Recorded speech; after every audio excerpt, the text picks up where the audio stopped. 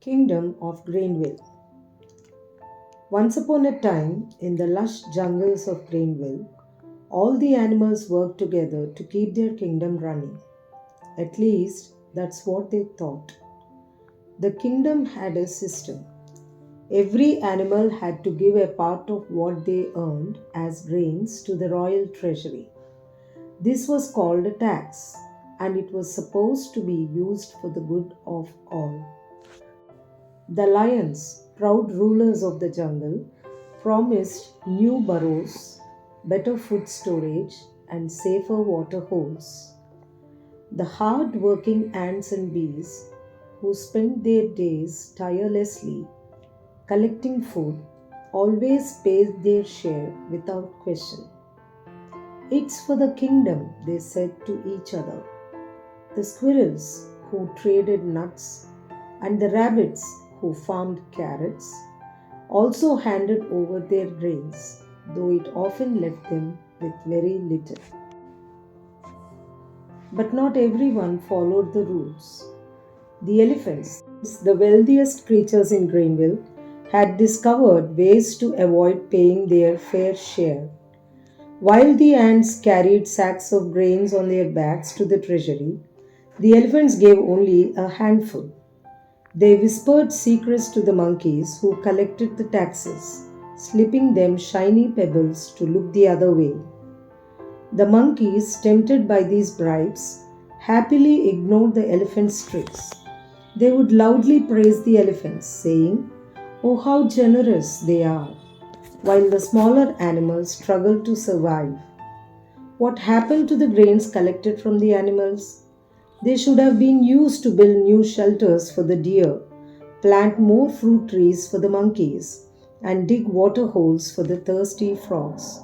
But instead, most of it disappeared into the palace of the peacock.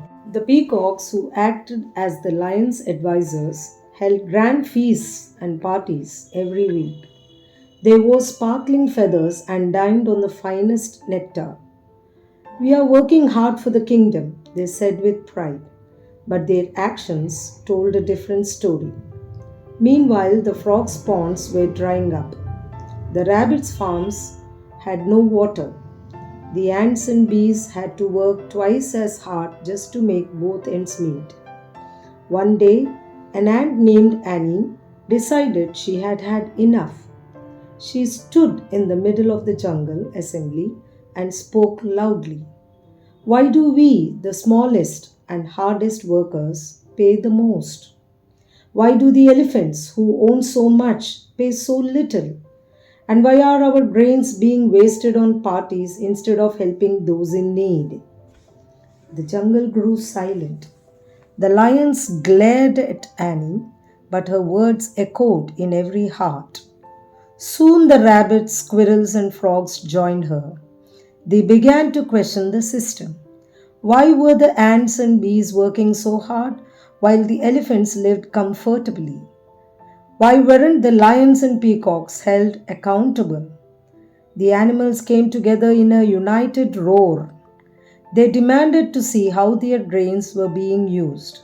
They insisted that every animal, big or small, should pay their fair share. The elephants protested. "We are the backbone of this kingdom," they trumpeted. "Without us, the economy will collapse." But the ants replied, "It is our grains that keep this kingdom running. It's time everyone contributes equally." With the jungle united, the lions had no choice but to listen.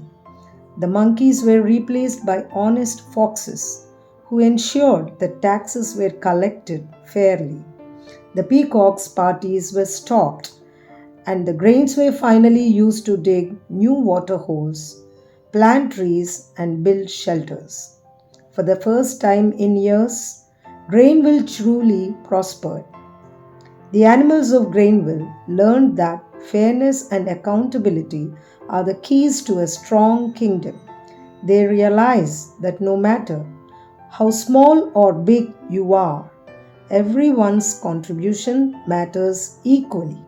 And so, Grainville became a symbol of justice, not just for animals, but for anyone who believes in standing up for what's right.